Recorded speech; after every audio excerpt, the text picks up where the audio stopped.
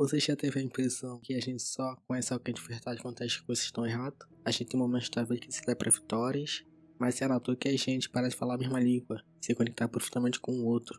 Hoje eu quero refletir sobre isso, porque é tão mais fácil se conectar com uma ferida do que com uma vitória. Porque a gente sente que precisa se esconder atrás de uma felicidade performática para ser aceito. E se eu estar pensando em como o mundo cobra que a gente sempre esteja bem, e como isso afasta a gente, e para tentar entender o porquê disso, porque tá com a de não ser tão honesta, eu vou atrás de algumas ideias que me ajudaram a olhar esse lado da vida de outro jeito. A gente vai passar pela compaixão de Schopenhauer, para entender porque o nosso ego só quebra quando dói, pelo TED e a angústia de Heidegger, que mostra como o fazer pode ser a ponte para uma conversa de verdade, e pelo contraponto de Nietzsche, para a gente não correr o risco de transformar o nosso sofrimento em um vício social. Schopenhauer acreditava que o que nos move é uma vontade cega, um querer que nunca para, sempre a ânsia de ter algo. No nosso cotidiano, isso pode ser traduzido no eco. O sistema em que vivemos hoje, esse capitalismo de performance e vitrines, ao parecer do ego, a gente acorda e vai para o mundo para vencer, para ser a melhor versão, para mostrar que nossa vida é um comercial, tudo perfeito, tudo indo bem.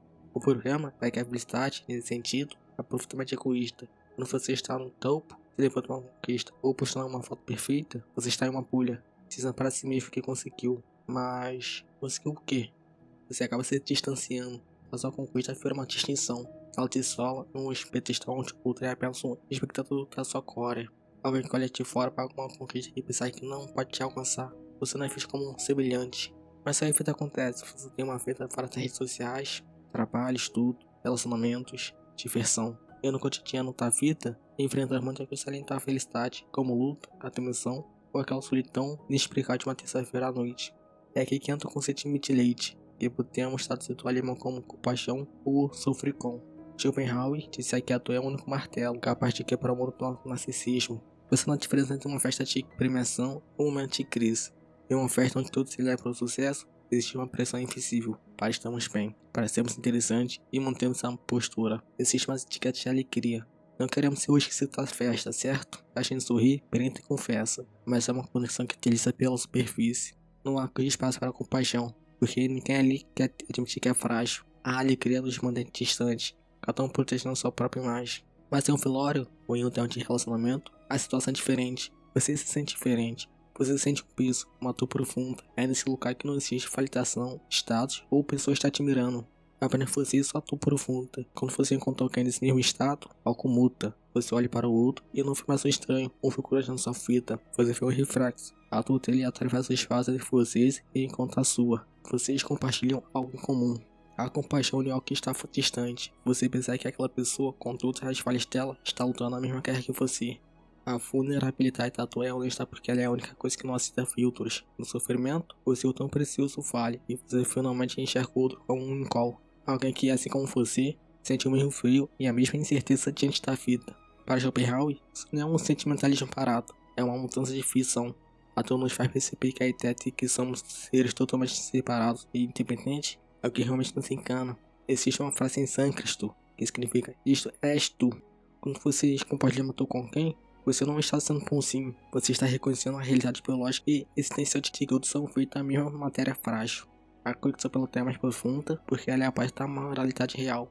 É o momento em que você parte de se enxergar como o centro do universo. A gente não se conecta pelas nossas vitórias, que são individuais, a gente se conecta pelas nossas feridas, que são universais. Entender que a dor nos une contra o egoísmo, um alívio, quase um abraço. Mas se acontece a dor na frente de uma perda concreta, como um luto ou um término, esse é o que nos une por algo mais silencioso. Algo que a gente sente mesmo quando está tudo bem, mas o mundo parece vazio. É nesse silêncio ensurdecedor que a gente encontra Heidegger e o peso de simplesmente existir. Heidegger fala que é uma parte do tempo a gente viveu naquele chão de falatório. Sabe aquela conversa de elevador? Aquele, e aí, tudo bem? Tudo certo? Vai chover, né? Então, a gente vive no automático, seguindo o que os outros fazem. É uma existência superficial, onde ninguém se encontra de verdade porque ninguém está realmente lá. Estamos apenas cumprindo protocolos sociais. A gente trata a vida como uma lista de tarefas, mas não conhece o si que habita dentro de si. O problema, ou a solução, é que essa vida no automático uma hora quebra. E geralmente quebra através do teatro profundo ou da angústia. Sabe aquele túmulo que acha que não tem nada acontecendo? Você desliga o celular e de repente sente um vazio estranho no peito? Para Heidegger, esse teste não é falta de ocupação ou chatice. É a verdade cutucando dizendo: ei, você está aqui. Essa angústia que você sente é o peso da sua existência. A angústia não é uma coisa ruim. É o momento em que você percebe que é mortal e que o tempo está passando e que a maior parte das coisas que você percebe não tem importância nenhuma. Isso seja aquele silêncio desconfortável entre dois amigos e de repente vira a pergunta: cara, o que a gente está fazendo com a nossa vida? É nesse momento de crise existencial que a máscara social cai. Quando você admite para alguém que está angustiado ou que sente que a vida perdeu sentido por um instante, você sai do modo automático. Aí tem que chama-se de estar sem. Essa dor de existir, esse espírito que fazia escolha e enfrentar o vazio, cria uma conexão autêntica e o falatório nunca conseguiria. De repente, você não está mais falando todo o tempo ou todo o trabalho. Você está compartilhando o fato que ambos são seres lançados no mundo semanal de instruções, tentando entender o que fazer com o tempo que resta. A tua cana é um evento, como perder o emprego, é a própria condição do ser humano. Mas só, tem um perigo nisso tudo. Se a tua não se cola e o vazio não faz real, existe um jeito de que a gente se acomoda nesse lugar, de a gente se abraçar na tristeza e decidir que o mundo é só isso mesmo. É aqui que entra Nietzsche, com o pau de água fria. Questionando-se essa nossa conexão pela dor é na verdade uma armadilha para nos manter pequenos. Nietzsche era um crítico feroz do que ele chama de piedade. Para ele, a piedade, esse foco excessivo na dor alheia, era quase um veneno. Ele acreditava que, quando nos conectamos puramente pelo sofrimento, devemos sorrir e cair em uma cultura de fraqueza. O nosso pontiújo se manifesta naquela vontade de querer estar sempre no papel de vítima para ter atenção. É como se a dor virasse uma meta de troca social. No capitalismo da atenção, parece que quanto mais eu exponho minhas feridas, mais especial, profundo e autêntico eu pareço ser. Criamos uma vitrine de vulnerabilidade, onde o sofrimento não é algo mais para ser superado, mas algo para ser recebido como um crachá de identidade. E por menos hoje, quando a condição pela dor, vira um pacto de mediocridade. Sabe aquele grupo de amigos, ou aquela comunidade online, onde as pessoas só unem para reclamar da vida, trabalho, outros relacionamentos, mas ninguém quer realmente mudar? Nietzsche tira que essas pessoas estão se confortando no fundo do bolso. Em vez de ter a dor ser um ponte para algo maior, ela vira uma âncora. O convite aqui é entrar com paixão, que te acolhe, e superação, que te empurra. Ao se conectar apenas pela dor, você pode acabar sofrendo a força do outro. Em vez de ajudar um amigo a levantar, você senta no chão com ele e te diz: como teu refil mesmo, vamos ficar aqui. A resolução para Nietzsche não é ignorar a dor, mas sim usá-la como combustível para a potência. Ele acreditava na mensagem estelar, uma conexão baseada num crescimento mútuo, e não aberto num consolo mútuo. A verdadeira conexão para ele acontece quando outras pessoas se conhecem na dor, mas decidem que não vão ser definidas por ela. A dor é o que nos torna humanos e nos aproxima, mas a superação é o que nos torna indivíduos. É ótimo ter alguém que entenda a sua cicatriz, mas é melhor ainda ter alguém que te desafia a caminhar apesar dela. Então a gente fica com esse impasse.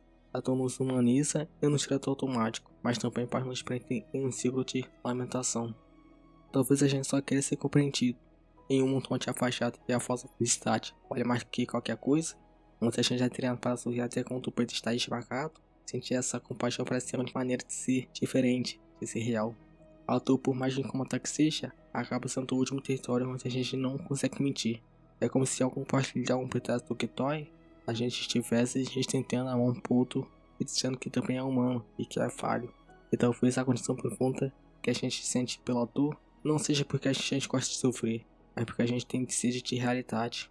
A gente se conecta pela ferida porque a cicatriz é a prova de que a gente viveu de verdade, e não apenas passou o dia como figurante. Eu meto essa pressão para ser incrível o tempo todo, encontrar alguém que decide olhar para a nossa dor sem tentar consertar nada, é o que nos devolve a nossa humanidade. Talvez a dor seja nosso único refúgio, já que a alegria for um produto, algo que a gente consome, edita e exibe. É no preço das coisas que a gente finalmente entende que não precisa ser perfeito para ser real. Talvez a gente só precise ter alguém que decide ficar ali no escuro com a gente, sem tentar consertar nada, sem querer dar lição de moral. Apenas reconhecer que a vida, às vezes, é pesada mesmo, e que tudo bem ser assim.